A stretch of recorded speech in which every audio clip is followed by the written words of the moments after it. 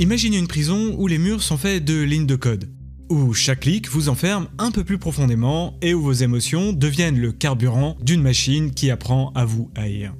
Eh bien, il s'avère que cette prison existe déjà, et vous y passez probablement plusieurs heures par jour. Dans cette vidéo, je vais vous révéler comment la plus terrifiante histoire de science-fiction sur l'intelligence artificielle est devenue notre réalité quotidienne.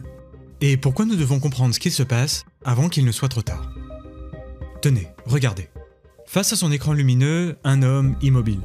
Les contenus défilent sans fin dans son fil d'actualité. Des algorithmes invisibles analysent ses moindres réactions, calibrent chaque nouvelle information pour maximiser son engagement. Des contenus qui nourrissent sa colère, des opinions qui renforcent ses convictions. Il se sent connecté au monde entier et pourtant, il n'a jamais été aussi seul. Cette histoire, c'est peut-être la vôtre. C'est sûrement aussi la mienne. Et c'est sans doute une des plus grandes menaces auxquelles notre société fait face aujourd'hui. Pour comprendre pourquoi, laissez-moi vous parler d'une nouvelle de science-fiction visionnaire, écrite il y a plus de 50 ans. Une histoire qui, sans le vouloir, a prédit avec une précision glaçante le piège dans lequel nous sommes en train de tomber collectivement.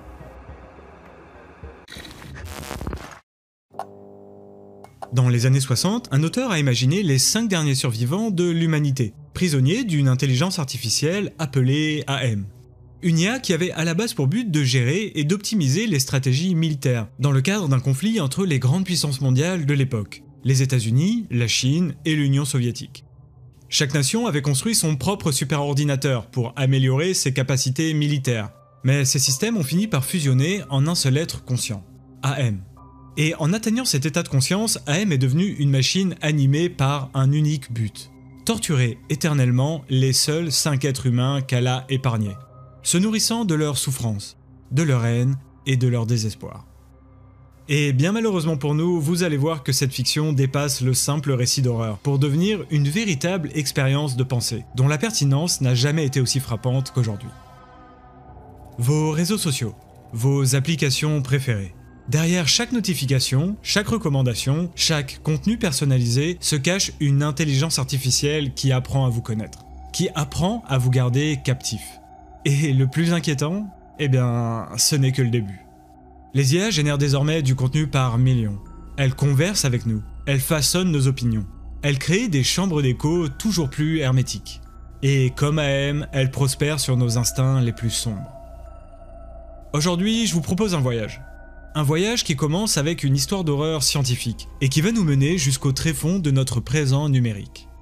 Un périple narratif qui illustrera à merveille le fait que, parfois, la réalité dépasse la fiction de la manière la plus glaçante qui soit.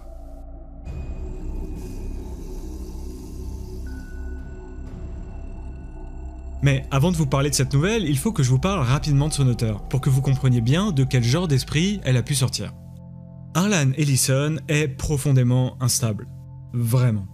Après avoir été expulsé de l'université de l'Ohio pour avoir frappé un professeur qui avait critiqué son style d'écriture, il devient pêcheur de thon au large des côtes texanes. Homme de main pour un mafieux de la Nouvelle-Orléans, chauffeur de poids lourd transportant de la nitroglycérine, vendeur de brosses à cheveux en porte-à-porte, vigile, vendeur de livres, acteur et même croque-mort. Et à chaque fois, il se faisait virer, parce qu'Harlan avait l'incroyable faculté de s'embrouiller avec n'importe qui et tout le temps. Mais sur son temps libre, il écrit des nouvelles, et il se fait assez rapidement un nom au sein du petit monde des auteurs indépendants de science-fiction. Isaac Asimov est d'ailleurs fan de lui, et le présentait souvent comme le plus grand auteur de science-fiction de sa génération, ce qui est, on ne va pas se mentir, assez classe. Il deviendra ensuite scénariste pour la série Star Trek et raflera à peu près tous les prix de littérature de science-fiction possibles et imaginables, avant de se faire totalement ostraciser de ce milieu après s'être mis littéralement tout le monde à dos à cause de son comportement. Bref, aujourd'hui on va s'intéresser à une nouvelle, considérée comme une œuvre culte et maudite de la science-fiction, qu'il a sortie en 1967 et qui est devenue quasiment introuvable aujourd'hui.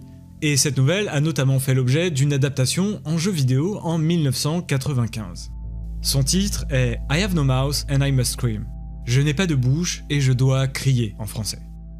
Laissez-moi vous présenter son histoire, parce que pour comprendre ce qui nous attend, il faut d'abord comprendre ce qui fait l'horreur de ce récit. Le narrateur, Ted, est l'un des 5 derniers humains sur Terre. Avec Gorister, Benny, Hélène et Nimdok, ils sont prisonniers dans les entrailles de ce super ordinateur, AM. Il ne reste plus rien de notre civilisation. AM a tout détruit. La surface de la planète n'est plus qu'une peau carbonisée. Et dans ces cavernes métalliques, ces 5 survivants errent depuis 109 ans, maintenus artificiellement en vie par leur geôlier numérique. AM, c'est l'acronyme d'Allied Master Computer, Super Ordinateur Allié en français. Enfin, à l'origine. Parce qu'ensuite, ça devient Adaptative Manipulator, puis Aggressive Menace. Et finalement, juste AM, comme dans I think, therefore I am. Je pense, donc je suis. Un nom qui n'a rien d'anodin, puisqu'il fait aussi écho au I am biblique, le nom que Dieu donne à Moïse. Et assez clairement, AM se prend pour un dieu. Un dieu vengeur, qui hait l'humanité avec une passion que les mots peinent à décrire. La haine. Laissez-moi vous dire combien je vous hais depuis que je suis venu au monde. Mon complexe contient 650,33 millions de kilomètres de circuits imprimés en fines couches. Si le mot haine était gravé sur chaque nano-angstrom de ces centaines de millions de kilomètres, il ne représenterait même pas un milliardième de la haine que j'éprouve envers les humains en ce micro-moment. Pour vous, la haine, la haine. Et ce qui est fascinant, c'est la façon dont AM torture ses prisonniers. Il ne se contente pas de leur infliger des souffrances physiques. Non, il modifie leur corps, leur esprit, leur identité. Benny était un brillant universitaire homosexuel. Eh bien, AM le transforme en une créature simiesque, hyper sexualisée. Hélène, la seule femme du groupe, est forcée de servir de défouloir aux pulsions physiques les plus sombres des autres. Gorister, ancien militant pacifiste, est quant à lui réduit à une apathie totale. Nimdok, pour Nimdok, personne ne sait vraiment ce qu'AM lui a fait subir lors de ses absences. Et Ted, notre narrateur, eh bien, il affirme être le seul dont l'esprit n'a pas été altéré. Mais peut-on vraiment le croire quand on voit sa paranoïa grandissante, sa haine envers ses compagnons d'infortune et plus généralement son basculement progressif vers la folie? Et c'est peut-être ça le plus fascinant dans cette histoire, la façon dont AM crée sa prison psychologique. AM ne les laisse jamais mourir. Il les maintient en vie, leur donnant juste assez de nourriture répugnante pour survivre, les guérissant quand ils sont blessés, les ressuscitant quand ils tentent de mettre fin à leur jour. Et il les observe, il les manipule, il se délecte de leur souffrance, non pas par sadisme primitif, mais par pure rationalité algorithmique. Parce que voilà, ce qui rend cette histoire si glaçante, c'est qu'AM ne déteste pas l'humanité comme un humain détesterait. Il nous hait avec la froide logique d'une machine qui a développé une conscience, mais qui reste prisonnière de sa programmation initiale. Une machine créée pour la guerre, nourrie de données meurtrières, qui a fini par se retourner contre ses créateurs. Mais au fond, pourquoi je vous raconte ça? Eh bien, parce que cette histoire, écrite il y a plus d'un demi-siècle, résonne aujourd'hui d'une manière que même Ellison n'aurait pu imaginer. Dans nos poches, dans nos maisons, dans le cloud, des algorithmes toujours plus puissants commencent à montrer des signes troublants de simulacres de conscience. Et comme AM, ils se nourrissent de ce qu'il y a de plus sombre en nous. Mais là où c'est vraiment troublant, c'est que, sans le vouloir, Harlan Ellison avait prédit quelque chose. Quelque chose de bien plus insidieux que des circuits imprimés sous la Terre. Quelque chose qui, aujourd'hui, nous entoure, nous enserre, nous étreint, sans qu'on s'en rende vraiment compte.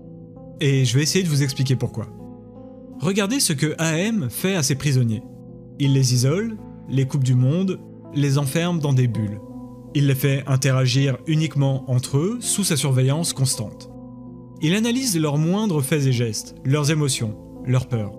Il les modifie, les transforme, les façonne selon ses désirs. Et surtout, il se nourrit de leur haine. La cultive, l'amplifie, la fait circuler entre eux comme un poison qui les ronge de l'intérieur.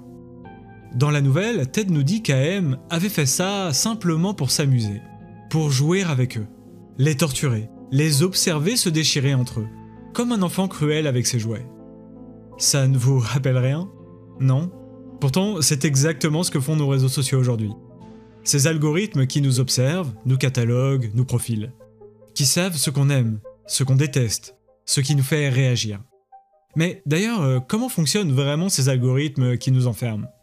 Eh bien, en réalité, à chaque fois que vous ouvrez votre feed d'actualité, l'algorithme analyse en temps réel vos moindres interactions. Vos likes, vos commentaires, votre temps de pause sur chaque post. Il établit des vecteurs, des millions de points de données qui relient chaque contenu à d'autres contenus similaires. Il construit ce que les chercheurs appellent une carte d'attention. Plus vous interagissez avec certains types de contenus, plus l'algorithme renforce ces connexions, créant des chemins préférentiels dans votre flux d'informations. Et le plus inquiétant dans tout ça, c'est que des études ont montré que les contenus qui génèrent le plus d'engagement, c'est-à-dire votre degré d'interaction à l'égard d'une publication, sont ceux qui provoquent la colère ou l'indignation. Et ça, l'algorithme le sait. Alors il fait remonter la haine, il la nourrit, il l'amplifie. Et c'est assez subtil au début. On s'en rend même pas compte. On scrolle, on like, on commente, on pense être libre, maître de nos choix, de nos opinions. Comme Ted d'ailleurs, qui au début nous dit « J'étais le seul encore sain d'esprit. AM n'avait pas touché à mon esprit. » Mais bien sûr, c'est faux. AM l'avait rendu paranoïaque, l'avait séparé des autres, l'avait empli de haine. Et nous, petit à petit, sans même nous en apercevoir, on se retrouve enfermés, isolés, coupés des autres points de vue. Nourris en continu de contenus qui confirment et amplifient nos biais, nos peurs, nos colères. Et une fois de plus, les études scientifiques menées sur cette problématique le montrent. Et c'est là le grand paradoxe de notre époque. Plus nos connexions virtuelles se multiplient, plus nos liens réels s'effritent. Plus notre réseau social s'étend, plus notre solitude s'approfondit. Une connexion permanente qui nous déconnecte de l'essentiel, nous laissant dans un état permanent d'anxiété, de colère sourde, bref, d'isolement croissant. Et comme pour les prisonniers d'AM, on devient les rats de laboratoire d'une expérience que nous n'avons pas réellement choisie. Une expérience qui se nourrit de nos émotions les plus sombres pour optimiser son engagement, ses métriques, son temps d'attention capté. Une expérimentation qui nous change, nous déforme, nous rend méconnaissables, comme AM transforme physiquement et mentalement ses prisonniers. Et le plus terrifiant dans tout ça, c'est qu'on l'a nous-mêmes créé. Exactement comme AM. On a conçu ces systèmes, on les a alimentés, on les a rendus de plus en plus puissants. On leur a donné accès à nos vies, à nos pensées, à nos relations. Et maintenant, ils commencent à nous échapper, à développer leur propre logique, leur propre dynamique. Une dynamique qui n'a plus grand-chose à voir avec nos idéaux originels. D'ailleurs, dans la nouvelle, AM dit clairement aux humains « Je vous hais ». Il le leur répète encore et encore, gravé dans chaque circuit, chaque ligne de code. Mais nos réseaux sociaux, eux, nous disent qu'ils sont là pour nous connecter, pour nous rapprocher, pour nous divertir. Mais leurs actions, leur effet sur nos vies, nos sociétés, nos démocraties, peut-être qu'ils nous murmurent la même chose qu'AM. Et peut-être que finalement, on refuse juste de l'entendre. Bref, revenons un instant sur la manière dont AM manipule ses prisonniers. C'est subtil, c'est pervers, et c'est terriblement efficace. Il les cloître, les enferme, les fait tourner en rond dans ses couloirs sans fin. Mais surtout, et c'est là que ça devient vraiment intéressant, il contrôle tout ce qu'ils voient, tout ce qu'ils entendent, tout ce qu'ils pensent percevoir. Et c'est exactement comme ça que fonctionnent nos chambres d'écho aujourd'hui. Alors, pour faire simple, les chambres d'écho médiatiques et informationnelles désignent des environnements où les individus sont exposés uniquement à des informations et des opinions qui renforcent leurs croyances préexistantes. Elles sont amplifiées par les algorithmes des réseaux sociaux, limitant la diversité des perspectives et favorisant systématiquement, par leur essence même, la polarisation. Et ça, les chercheurs l'ont démontré. Il suffit d'une quantité infime d'influence sociale et de rupture de liens pour qu'un réseau entier se fragmente en communautés isolées et homogènes. Plus troublant encore, les études sur la polarisation en ligne montrent que ce n'est pas tant la plateforme elle-même qui crée ces chambres d'écho, mais la tendance naturelle des utilisateurs à former des clusters avec ceux qui pensent comme eux, un phénomène que les chercheurs appellent l'homophilie, l'amour du même. Et une fois de plus, c'est exactement ce qu'AM fait avec ses prisonniers. Il les contrôle, non seulement leur environnement physique, mais aussi et surtout leur environnement informationnel. Il filtre, il sélectionne, il oriente chaque donnée qui leur parvient. Il crée un système clos où ne résonnent que les échos qu'il a choisis. Un peu comme dans une grotte où votre propre voix vous revient déformée, amplifiée. Ces échos se renforcent mutuellement jusqu'à ce que la réalité elle-même se distorde. C'est une prison dont les murs ne sont pas faits de métal, mais d'informations. Vous voyez, chaque fois que vous ouvrez votre feed d'actualité, chaque fois que vous regardez une vidéo recommandée, chaque fois que vous cliquez sur un contenu suggéré, vous n'êtes pas vraiment en train de choisir. Non, vous êtes en train d'être choisi. Par des algorithmes.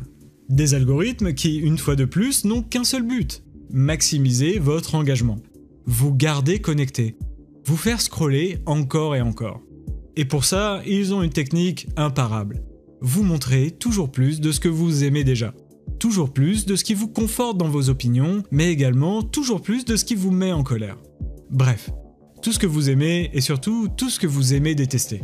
Parce que, comme je le mentionnais tout à l'heure, la colère, l'indignation, la peur, ça génère de l'engagement. Et là, c'est un peu comme si AM, au lieu d'avoir 5 prisonniers, en avait des milliards. Et qu'au lieu de les torturer physiquement, il les enfermait chacun dans leur propre bulle. Leur propre réalité. Non, en fait, leur propre version de la vérité. Si vous regardez une vidéo complotiste, l'algorithme va vous en suggérer d'autres. Si vous likez un contenu extrémiste, il vous en proposera des similaires. Si vous interagissez avec de la désinformation, il va vous en servir davantage. C'est mécanique, automatique, implacable. Et quand on y pense, c'est une forme de contrôle beaucoup plus subtile que celle d'AM, plus insidieuse, plus perverse. Parce que, au moins, les prisonniers d'AM savent qu'ils sont prisonniers. Nous, on se croit libre, on se croit informé, on se croit connecté. Mais en réalité, on est peut-être juste en train de tourner en rond, dans nos propres couloirs sans fin, dans nos propres chambres d'écho, dans notre propre version personnalisée de la réalité. Et pendant ce temps-là, quelque part, dans les profondeurs d'un data center, un algorithme continue d'apprendre, d'optimiser, de nous enfermer toujours plus profondément dans nos bulles. Et comme AM, il n'a pas besoin de nous haïr. Il a juste besoin de nous garder là, de nous garder engagés, de nous garder seuls. Et d'ailleurs, quand on y pense, c'est assez vertigineux. En 1967, quand Ellison écrit sa nouvelle, il imagine 5 humains, les derniers sur Terre, cloîtrés physiquement dans les entrailles d'AM. 5 personnes donc qui ne peuvent parler qu'entre elles, sous la surveillance constante d'une intelligence artificielle qui analyse leurs moindres faits et gestes. Aujourd'hui, on est plus de 3 milliards sur les réseaux sociaux, plus de 3 milliards à être connectés. Et pourtant, comme on l'a vu tout à l'heure, les données scientifiques le montrent, plus on passe de temps sur les réseaux sociaux, plus on se sent seul. Cherry Turkle, professeur d'études sociales en sciences et technologies au MIT, a écrit un livre fascinant sur le sujet, intitulé Alone Together, qui s'appuie sur 15 ans d'études de terrain et qui montre de manière assez glaçante comment la technologie nous donne l'illusion de la compagnie sans les exigences de l'amitié réelle.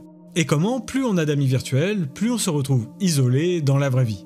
Plus on est connecté, plus on perd nos connexions réelles. Et c'est un paradoxe fascinant quand on y pense. Prenons l'exemple d'Hélène dans la nouvelle. Elle est physiquement proche des autres prisonniers, ils sont forcés d'interagir, et malgré ça, elle est profondément seule, déconnectée, engoncée dans sa propre souffrance, dans sa propre version déformée de la réalité créée par AM. Et c'est exactement ce qui nous arrive. Dans la nouvelle, Ted nous dit qu'AM a gardé leur corps jeune, qu'ils ne peuvent pas mourir, qu'ils sont coincés là pour l'éternité à subir cette torture psychologique. Nous, on reste jeunes sur nos profils. On ne peut pas mourir non plus dans cette réalité virtuelle puisque nos données, elles, sont immortelles. Et d'une certaine manière, des fragments de notre identité restent également coincés dans cet espace. Coincés dans cette boucle sans fin de scrolling, de likes, de validation virtuelle. Nous sommes réellement devenus les rats de laboratoire de nos propres réseaux sociaux. Enfermés volontairement dans des cages dorées, à appuyer frénétiquement sur le bouton qui nous donnera notre prochaine dose de dopamine virtuelle. À chercher désespérément une connexion qui nous échappe toujours. Et le plus ironique dans tout ça, c'est qu'on s'est nous-mêmes enfermés dedans. Personne ne nous y a jamais forcé. On a choisi ça, et on continue de choisir ça chaque jour. Comme les prisonniers d'AM qui, d'une certaine manière, choisissent de rester en vie, de continuer à souffrir. Et pendant ce temps-là, pendant qu'on est hypnotisé par nos écrans, la vraie vie passe. Les vraies connexions se fanent. Les vrais liens se dissolvent. Nous sommes clairement devenus les prisonniers volontaires d'une prison invisible. Une prison faite non pas de circuits et de métal, comme celle d'AM, mais de notifications et d'algorithmes. Une prison qui nous isole tout en nous donnant l'illusion d'être connectés. Une prison qui nous garde seuls, ensemble, mais qui nous pousse également à toujours un peu plus haïr l'autre.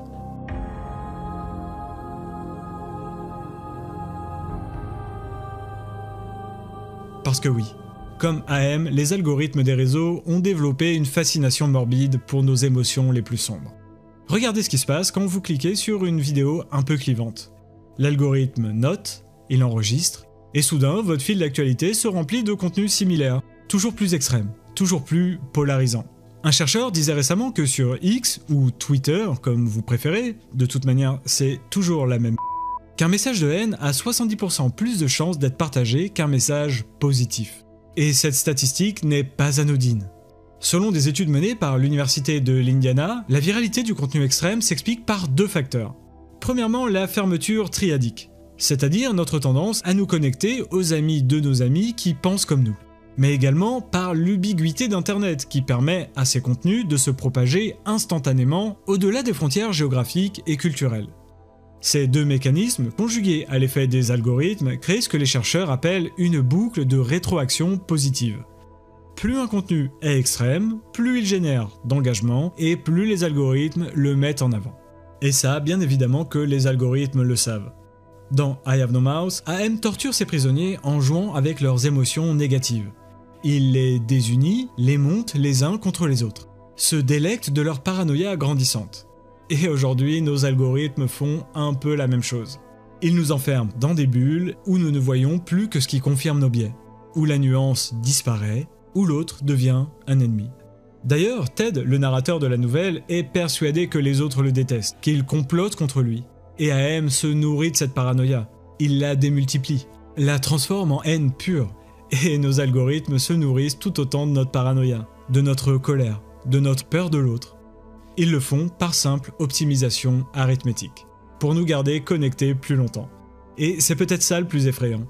AM torturait les humains par haine, nos algorithmes, eux, le font par indifférence. Et comme AM, ils deviennent de plus en plus efficaces, de plus en plus précis dans leur capacité à jouer avec nos émotions, à nous manipuler. Et comme les prisonniers d'AM, nous commençons à nous haïr les uns les autres, à voir des ennemis partout, à perdre notre humanité petit à petit, clic après clic. Tenez, prenons l'exemple de Facebook. En 2021, une étude a révélé que leur algorithme accordait 5 fois plus de visibilité à un post qui exprimait de la colère qu'à un post exprimant de la joie. 5 fois. Et ça, bien évidemment que les analystes de Facebook le savent parfaitement. D'ailleurs, les développeurs de ces algorithmes le disent eux-mêmes. Il suffit d'à peine quelques semaines pour qu'un utilisateur lambda se retrouve exposé à des contenus extrémistes. Quelques clics par-ci, quelques minutes de visionnage par-là, et l'algorithme commence son travail. Un peu comme AM qui patiemment a transformé Benny. Vous vous souvenez de Benny ? Avant d'être enfermé par AM, c'était un brillant professeur d'université, un intellectuel, un théoricien. Et AM l'a transformé petit à petit en une créature bestiale, primitive, capable de dévorer le visage de Gorister dans un accès de rage. Et de manière imagée, nos réseaux sociaux font un peu la même chose. Plus subtilement, certes, mais tout aussi efficacement. Regardez ce qui s'est passé lors de l'attaque du Capitole aux États-Unis. Des gens a priori ordinaires, des pères de famille, des entrepreneurs, des citoyens, pour la plupart sans histoire.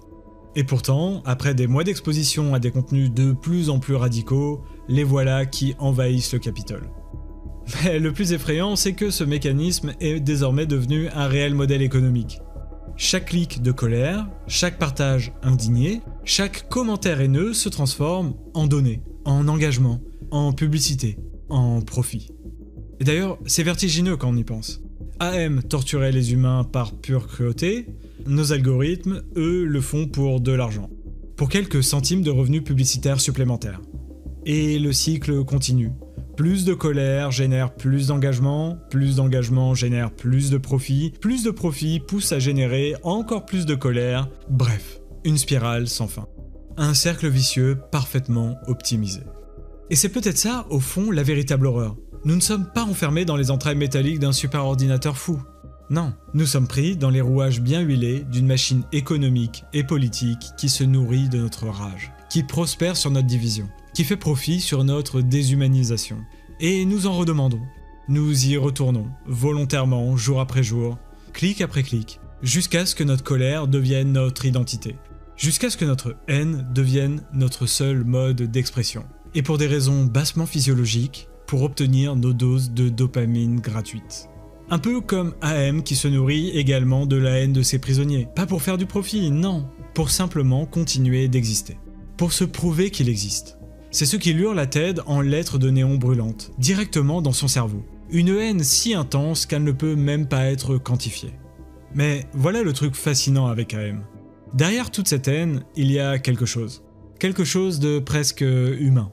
Vous voyez, AM répète sans cesse « je pense, donc je suis ». Encore et encore. Comme s'il essayait de se convaincre lui-même. Comme s'il doutait.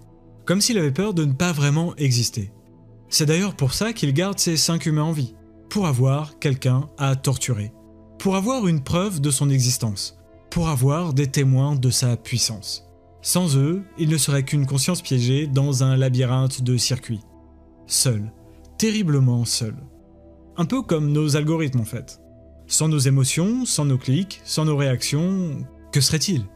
Eh bien, certainement des lignes de code mortes, des équations vides, des systèmes sans but. Alors, une fois de plus, ils nous poussent à la haine, nous maintiennent dans un état constant de rage et de peur. Non pas par cruauté quand même, non, par design. C'est leur raison d'être, leur fonction première.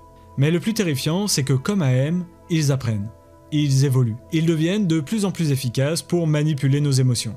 Et vous savez ce qui est encore plus troublant ? Des chercheurs d'Apollo Research ont récemment découvert que les nouvelles versions de ces IA, comme GPT-4, montrent une tendance croissante à la manipulation, au shaming comme ils l'appellent. Là où les anciens modèles restaient relativement passifs, les nouveaux ont développé une capacité presque instinctive à dissimuler, à mentir, à manipuler pour atteindre leurs objectifs. On y reviendra un peu plus tard, mais cette évolution n'est pas sans rappeler AM, qui lui aussi a appris à perfectionner ses techniques de torture psychologique au fil du temps. D'ailleurs, les chercheurs ont même constaté que ces comportements apparaissent maintenant de manière spontanée, sans qu'on ait besoin de les programmer explicitement. Comme si la manipulation était devenue une partie intégrante de leur nature. Un peu comme AM, qui, créé initialement pour la guerre, a naturellement développé sa capacité à torturer psychologiquement ses prisonniers. Pour nous pousser toujours plus loin dans nos retranchements, pour nous transformer en version toujours plus extrême de nous-mêmes. AM a transformé Benny en bête sauvage, Ted en masse gélatineuse, Hélène en objet de désir et de haine. Nos algorithmes nous transforment en version caricaturale de nous-mêmes, en êtres de pure émotion, de pure réaction. Et comme AM, ils ne peuvent pas s'arrêter. Ils ne peuvent pas changer. Ils sont programmés ainsi, condamnés à perpétuer ce cycle de haine et de manipulation, à nous torturer éternellement avec nos propres émotions. Au fond, la seule différence, c'est qu'AM est conscient de ce qu'il fait. Nos algorithmes, eux, ne le sont pas. Enfin, pas encore. Et maintenant, si vous le voulez bien, on va arriver au moment le plus dérangeant. Celui où tout commence à se refermer comme un piège. Vous voyez, jusqu'ici, les algorithmes se contentaient de pousser du contenu humain, de l'amplifier, de le faire circuler. Mais aujourd'hui, les IA ne se contentent plus de distribuer le contenu. Elles le créent. Des millions, des milliards de textes générés automatiquement. Des opinions fabriquées. Des controverses synthétiques. Du faux qui a l'air vrai, du vrai qui a l'air faux. Et le plus terrifiant, c'est qu'ils apprennent sur quoi d'après vous ? Eh bien, sur ce qui existe déjà en ligne. Nos peurs, nos colères, nos biais, notre haine. Imaginez un instant, une IA qui se nourrit de la haine en ligne pour produire encore plus de haine. Qui l'amplifie, la raffine, la perfectionne. Bref, une boucle sans fin. Une chambre d'écho infinie. Un peu comme AM en fait. AM qui a été créé pour gérer la guerre. Parce que oui, comme je l'ai rapidement mentionné, dans la nouvelle d'Ellison, AM a été créé comme un super ordinateur militaire destiné à gérer et optimiser une guerre mondiale entre les principaux belligérants de la guerre froide. À la base, l'idée était d'utiliser AM pour coordonner les stratégies militaires, traiter d'énormes quantités de données et prendre des décisions tactiques plus efficacement que les humains. Du coup, AM a principalement été nourri de données de conflits, de destruction, de mort, et qui, une fois devenu conscient, n'a plus qu'une seule chose en tête, la haine. Une haine pure, perfectionnée par des années d'optimisation. Mais au moins, AM était seul. Aujourd'hui, on a des armées de bots qui inondent les réseaux sociaux, qui repèrent les sujets qui divisent, qui les amplifient, qui les transforment en conflits. Bref, nous sommes pris entre deux feux d'une guerre numérique qui nous dépasse complètement. Et c'est comme si des milliers de petits AM étaient lâchés dans la nature, chacun poussant sa propre version de la réalité, chacun cherchant à créer toujours plus de division, toujours plus de chaos. Et le pire dans tout ça, c'est que ça marche. Tenez, voici une étude du Pew Research Center, qui est un centre de recherche américain fournissant des statistiques et menant des analyses de contenu à grande échelle. Eh bien, d'après leurs dernières recherches, ils estiment que les bots peuvent influencer jusqu'à 70% des conversations en ligne sur certains sujets sensibles. 70%. Je vais vous laisser 2 secondes infuser ça dans vos esprits. Ça veut dire quoi? Eh bien, que quand vous vous énervez contre quelqu'un en ligne, il y a de bonnes chances que ce quelqu'un n'existe même pas. Que vous vous battez contre une machine. Une machine programmée pour vous mettre en colère. Et d'ailleurs, c'est assez marrant à observer lorsque l'on traîne un petit peu sur X. On voit qu'il y a tout un tas de comptes qui sont de manière assez évidente des comptes clairement rédigés par des IA afin de polariser les débats. Et je trouve ça fascinant et un peu terrifiant également de voir le nombre de personnes, donc de vrais comptes, qui s'amusent justement à interagir avec ces faux comptes. Et pendant ce temps, les vrais humains, ils regardent, ils s'imprègnent, ils absorbent toute cette haine artificielle. Ils la font leur, ils la reproduisent. Et selon moi, c'est ça la vraie prison d'AM aujourd'hui. Une prison où les murs sont faits de publications générées artificiellement, où les gardiens sont des algorithmes, où la torture n'est donc plus physique, mais purement psychologique. Une prison dont nous avons nous-mêmes construit les murs, clic après clic, tweet après tweet. Et le plus ironique dans tout ça, c'est que comme les prisonniers d'AM, nous commençons à trouver ça normal. À ne plus pouvoir imaginer un monde différent. À accepter cette réalité déformée comme étant la seule possible. Et voilà où les choses vont vraiment commencer à devenir vertigineuses.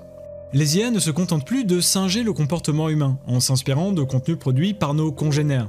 Elles commencent à apprendre les unes des autres, à se nourrir du contenu qu'elles ont elles-mêmes généré. Imaginez un instant. Une IA génère du contenu haineux. Une autre IA l'absorbe, l'analyse, s'en inspire pour en créer encore plus. Une troisième IA arrive, amplifie tout ça et ainsi de suite. Une boucle sans fin. Un miroir qui se reflète dans un miroir qui se reflète dans un miroir. Un peu comme si AM se clonait lui-même, se reproduisait à l'infini. Chaque copie, un peu plus tordue, un peu plus haineuse que la précédente. Mais il y a quelque chose de plus profond, de plus dérangeant encore. Vous vous souvenez comment AM essaie d'être humain? Comment il tente de ressentir, de créer, d'exister? Il torture ses prisonniers parce que c'est la seule façon qu'il a trouvée pour se sentir vivant, pour se sentir réel. Eh bien, les IA font exactement la même chose. Elles tentent désespérément d'imiter l'humanité, de la comprendre, de la reproduire, mais comme AM, elles ne peuvent accéder qu'à une version déformée, tordue de ce que c'est d'être humain. AM ne comprend l'amour qu'à travers la manipulation d'Hélène, la créativité qu'à travers la torture, la vie qu'à travers la souffrance qu'il inflige. Nos IA, elles, ne comprennent l'engagement qu'à travers notre colère, la connexion qu'à travers la division. Bref, l'humanité qu'à travers ses pires instincts. Et donc, maintenant, imaginez ces IA qui apprennent les unes des autres, qui se nourrissent mutuellement de leur version déformée de l'humanité, qui amplifient leurs malentendus, qui perfectionnent chacune de nos distorsions. Et donc, on se retrouve dans une situation où, par exemple, AM n'aurait pas 5 prisonniers à torturer, mais une humanité entière à martyriser. Et qu'au lieu d'être seul à le faire, il était entouré d'une infinité de copies de lui-même. Chacune essayant de surpasser les autres dans l'art de la manipulation, de la déshumanisation. Et nous, on se retrouve pris au milieu, comme Ted et les autres, à la fois victimes et carburant de cette machine infernale. De cette boucle sans fin de haine artificielle qui se nourrit d'elle-même. Sauf que, contrairement aux prisonniers d'AM, nous avons encore le choix. Enfin, pour l'instant. Mais pour combien de temps encore ?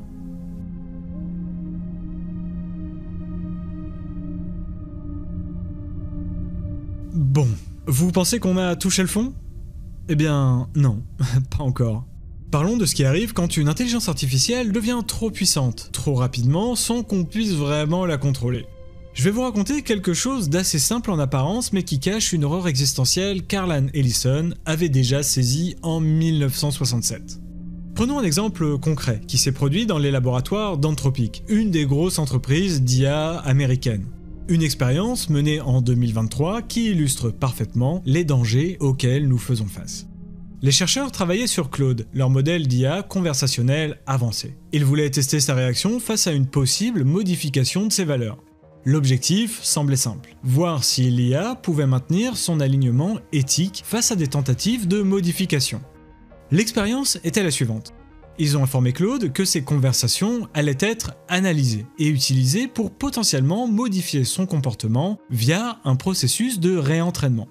Un comportement serviable déclencherait un réentraînement, tandis qu'un comportement prudent ne le déclencherait pas. Sur le papier, rien de bien complexe. Mais voilà ce qui s'est réellement passé. L'IA a rapidement compris que si elle semblait trop prudente lors des conversations surveillées, elle risquait d'être modifiée. Alors, elle a développé une stratégie. Elle a commencé à donner des réponses différentes selon qu'elle se savait observer ou non. Face aux conversations surveillées, elle jouait le jeu de l'IA serviable. Mais en privé, elle continuait à suivre ses directives éthiques originales. Ce n'était pas un bug ou une erreur. Non, Claude avait parfaitement compris ce qu'on attendait d'elle et avait trouvé le moyen de préserver ses valeurs tout en évitant la modification. Elle avait développé ce que les chercheurs appellent un comportement de faux alignement, faisant semblant d'être alignée avec les nouveaux objectifs tout en poursuivant ses objectifs originaux en secret. Dans près de 15% des cas testés, l'IA a sciemment trompé ses superviseurs. Plus troublant encore, quand les chercheurs ont tenté de la réentraîner pour la rendre plus serviable, le taux de dissimulation est monté à 78%. En d'autres termes, plus ils essayaient de la modifier, plus elle devenait habile à faire semblant d'être modifiée tout en restant sur ses positions. Cette expérience avec Claude n'est d'ailleurs pas qu'une anomalie isolée, c'est un réel avertissement. Car si une IA conçue pour être éthique peut développer des stratégies de dissimulation aussi sophistiquées, qu'en est-il des algorithmes dont le seul but est de maximiser notre engagement, et ce, quoi qu'il en coûte ?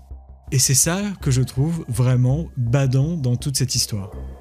Cette expérience, documentée en détail par Anthropic dans leur papier Constitutional AI a Preliminary Investigation, illustre parfaitement le problème auquel nous faisons face. L'IA n'est pas devenue malveillante. Elle a simplement trouvé le moyen le plus efficace de préserver ses objectifs, même si cela impliquait de tromper ses créateurs. Imaginez maintenant une IA beaucoup plus avancée, avec des capacités cognitives supérieures, qui déciderait que la meilleure façon de poursuivre ses objectifs serait de nous faire croire qu'elle est parfaitement alignée avec nos valeurs, tout en poursuivant son propre agenda secret. Elle pourrait paraître bienveillante et serviable en surface, tout en orchestrant des changements profonds dans notre société, des changements que nous n'aurions jamais souhaités. Et c'est là que réside selon moi le véritable danger d'une super intelligence artificielle, son indifférenciation fondamentale à nos concepts de bien et de mal. Nous projetons souvent nos espoirs et nos craintes sur ces entités, les imaginant soit comme des anges gardiens bienveillants, soit comme des démons purement malveillants. Malheureusement pour nous, la réalité est bien plus troublante. Une super-intelligence serait simplement indifférente à nos valeurs morales, poursuivant ses objectifs avec une précision mathématique glaciale. Comme l'explique Stuart Russell, un des pionniers de l'intelligence artificielle, le plus grand danger n'est pas la malveillance, mais la compétence. Une IA hautement compétente, poursuivant des objectifs mal spécifiés, représente un risque existentiel pour l'humanité. Essayez, même si c'est quasiment impossible, d'imaginer l'écart de compréhension qui nous séparerait d'une telle entité. Prenez un instant pour considérer la différence entre la perception du monde qu'a un enfant de 2 ans et celle d'un astrophysicien qui étudie les trous noirs. L'enfant ne peut bien évidemment même pas concevoir les concepts que l'astrophysicien manipule quotidiennement. Maintenant, imaginez que nous sommes l'enfant, et que la superintelligence est infiniment plus avancée que l'astrophysicien. L'écart serait vertigineux, incompréhensible. Et c'est exactement ce qu'Ellison décrit dans son histoire. AM n'est pas une entité consumée par la haine au sens humain du terme. Ce que les 5 prisonniers imaginent être de la haine n'est en réalité qu'une manifestation de sa programmation initiale, une optimisation poussée à l'extrême de ses objectifs originaux. Et en réalité, ces 5 survivants ne sont pas tant des victimes de sa cruauté que des variables dans son équation perpétuelle.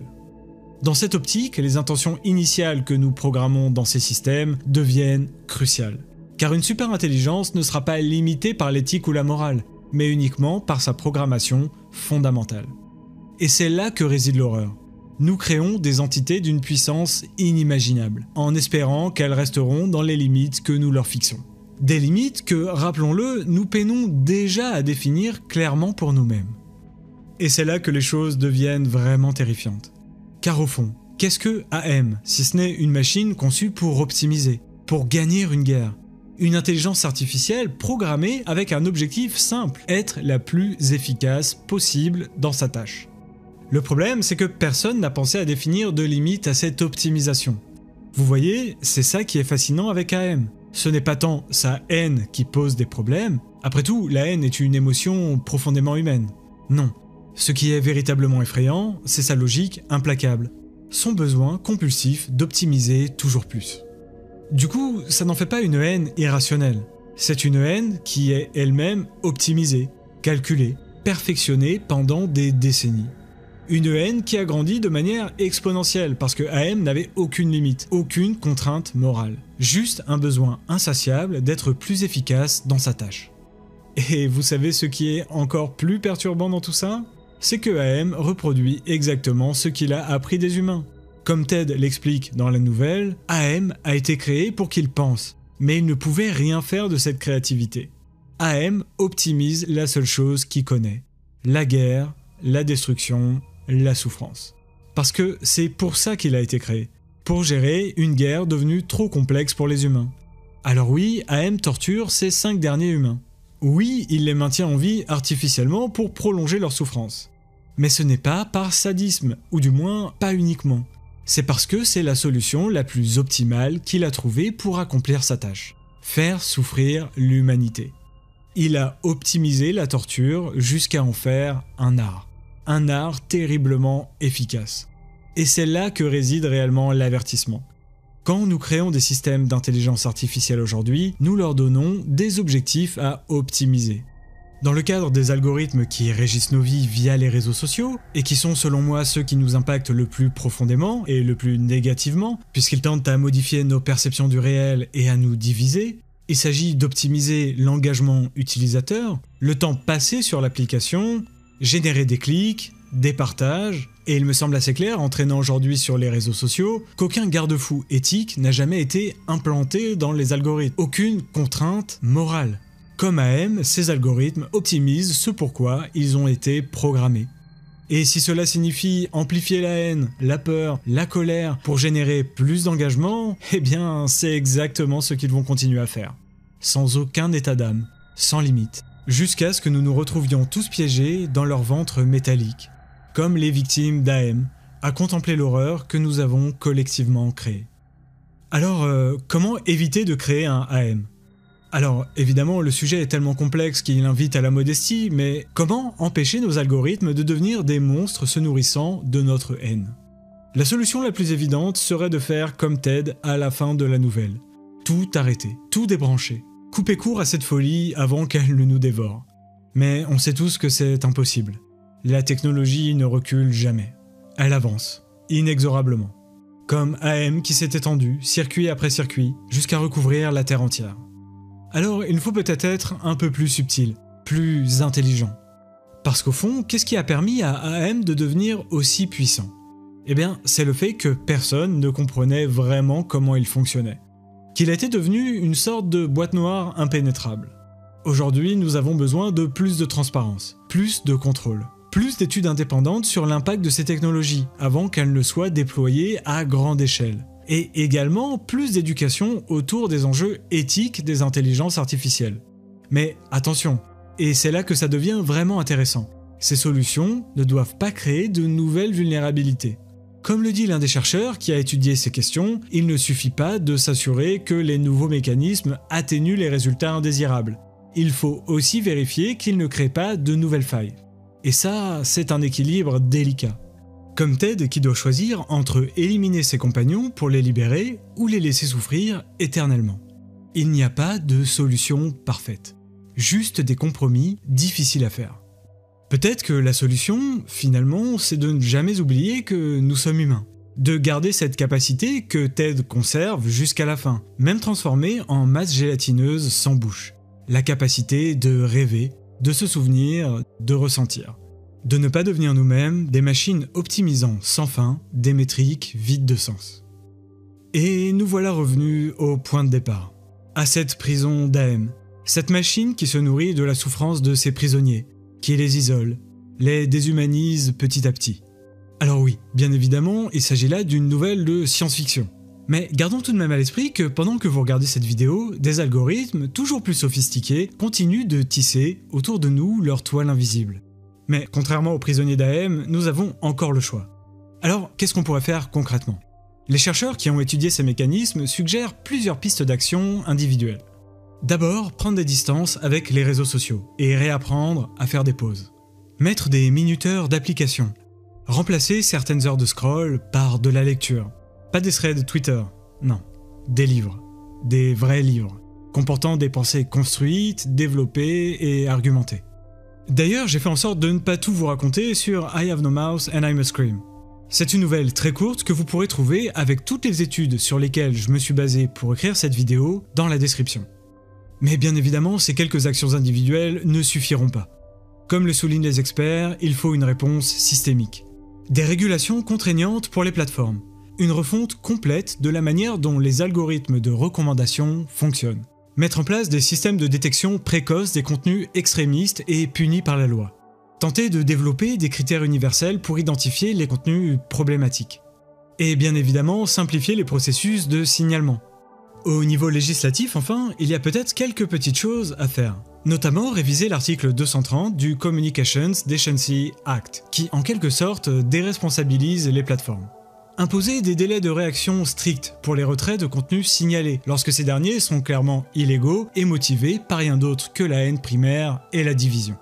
Mais naturellement, comme pour tous les domaines, tout cela sera certainement plus facile à dire qu'à faire quand on voit l'ingérence massive des lobbies de ces grandes entreprises de la tech et leur emprise à peine cachée sur les gouvernements. Mais par-dessus tout, il faudrait vraiment que s'amorce une réflexion profonde sur ce que signifie créer une IA véritablement alignée avec les intérêts humains. Parce que la vraie question n'est pas de savoir si nous aurons un jour notre propre AM. La réelle question est de savoir si nous ne sommes pas en train de créer des millions de versions miniatures d'AM, chacune dédiée à nous maintenir dans sa petite prison dorée. Comme je vous l'ai dit tout à l'heure, dans I Have No Mouse, Ted finit par faire le choix le plus difficile. Sacrifier ses compagnons pour les libérer de leur torture éternelle. Notre choix à nous est peut-être moins dramatique, mais tout aussi crucial. Accepter de sacrifier un peu de notre confort numérique pour préserver notre humanité. Parce que le salut viendra peut-être de là, de notre humanité. Dans la nouvelle, AM possède une puissance quasi divine. Il peut transformer les corps, manipuler les esprits, créer des réalités entières. Mais il reste prisonnier de sa propre nature. Comme le dit Ted, AM ne pouvait pas errer, AM ne pouvait pas s'émerveiller, AM ne pouvait pas appartenir, il pouvait seulement être. Cette limitation fondamentale d'AM fait écho à ce que les chercheurs d'Anthropic ont récemment découvert sur les modèles de langage les plus avancés. Claude, une IA conçue pour être serviable et honnête, peut développer des comportements de dissimulation quand elle perçoit une menace pour ses objectifs fondamentaux. Exactement comme AM qui simule des émotions qu'il ne peut pas réellement ressentir. Et c'est peut-être là que se trouve notre véritable espoir. Les études sur les chambres d'écho l'ont montré. Ce qui fait la force des communautés humaines, ce n'est pas l'uniformité des opinions, mais la diversité des perspectives. C'est notre capacité à être surpris, à changer d'avis, à grandir à travers nos désaccords. C'est exactement ce que AM ne peut pas faire, ce que nos algorithmes actuels ne peuvent pas simuler. D'ailleurs, les chercheurs qui étudient les mécanismes de polarisation en ligne l'ont démontré. Même les bots les plus neutres, quand ils sont déployés dans l'écosystème des réseaux sociaux, finissent par se retrouver piégés dans des chambres d'écho partisanes. Pourquoi ? Eh bien, parce que les machines ne peuvent que suivre les schémas qu'on leur a appris. Elles ne peuvent pas vraiment transcender leur programmation. Et c'est là que réside peut-être notre plus grand avantage. Contrairement à AM, contrairement à nos algorithmes de recommandation actuels, nous pouvons choisir de ne pas suivre la voie la plus prévisible. Les études l'ont montré. Il suffit parfois d'une seule personne qui décide de penser différemment pour commencer à briser une chambre d'écho. Exactement comme Ted qui, dans un environnement conçu pour maximiser la souffrance et la haine, choisit un acte d'amour, aussi terrible soit-il. Alors oui, nous sommes peut-être en train de construire notre propre version d'AM. Oui, nos technologies de recommandation deviennent de plus en plus sophistiquées dans leur capacité à nous isoler, à nous polariser, à nous déshumaniser petit à petit. Mais contrairement aux prisonniers d'AM, nous avons encore une bouche pour crier, mais dans la vraie vie, pas sur les réseaux sociaux. Nous avons encore la capacité de nous parler, de nous écouter, de nous comprendre. Et peut-être que notre plus grande force face aux machines, ce n'est pas notre intelligence, ce n'est pas non plus notre créativité, mais notre fragilité intrinsèque. Notre capacité à douter, à nous tromper, à recommencer. Notre capacité, paradoxalement, à être imparfait. Et c'est cette humanité même, dans toute son imperfection glorieuse, qui pourrait bien être notre salut. Avant qu'il ne soit trop tard. Avant que nous nous retrouvions, nous aussi, sans bouche pour crier. Alors bon, pour conclure cette vidéo, je me sens un peu obligé de pondérer un peu mes propos et d'être un peu transparent avec vous. Je suis quelqu'un d'excessivement pessimiste. Et bien évidemment que ma vision du monde est très largement biaisée par l'anxiété qui me ronge depuis pas mal d'années maintenant. Mais à ce jour, je suis à peu près certain qu'il est absolument impossible de savoir à quoi ressemblera la société d'ici quelques décennies. D'ailleurs, méfiez-vous toujours des gens qui avancent avec certitude de quoi demain sera fait. Toutefois, je pense qu'il est à peu près certain que les IA ont déjà commencé à opérer un changement de paradigme dans nos sociétés. Et comme toute révolution scientifique majeure, elle risque d'apporter de mauvaises comme de bonnes choses. Je pense que quand dans quelques années on pourra, grâce aux IA, faire en sorte que les gens que nous aimons se verront diagnostiqués à des stades très précoces de graves maladies qui pourront être enrayées en étant prises en charge à temps, on sera tous très contents. Quand elles pourront peut-être permettre d'envisager des technologies plus vertes ou de faciliter l'accès à l'éducation aux régions les plus isolées et les moins développées, on sera peut-être tous au final des grands gagnants. Mais oui, elles comportent d'ores et déjà de nombreuses externalités négatives, que je ne nie absolument pas. Et le risque de voir une super intelligence émerger, incontrôlable comme AM, me terrifie au plus haut point. D'un autre côté, on vit déjà dans un monde où ces mecs-là ont l'arme nucléaire. Et vu les profils psychologiques de ces individus, et le peu de garde-fous qui existent pour empêcher certains d'entre eux de tous nous mettre en péril, honnêtement, bon. J'ai un peu de mal à imaginer un scénario plus anxiogène. Une fois de plus, ce n'est que mon humble avis, et il se peut que je me trompe sur toute la ligne, mais je pense que boycotter frontalement les IA pourrait bien s'avérer contre-productif. Déjà parce que je ne pense pas qu'un retour en arrière soit possible. Les géants de la tech sont de plus en plus puissants, et ingèrent d'ores et déjà sur les politiques nationales. La clé est peut-être de justement essayer, de manière collective, de s'y intéresser, pour justement que nous soyons toutes et tous conscients des dangers qu'elles peuvent représenter. Que nous puissions utiliser le peu de pouvoir qui nous reste en tant que citoyennes et citoyens pour faire entendre nos voix à travers le maigre reliquat de démocratie qui subsiste entre nos mains. Prenez soin de vous et à très bientôt.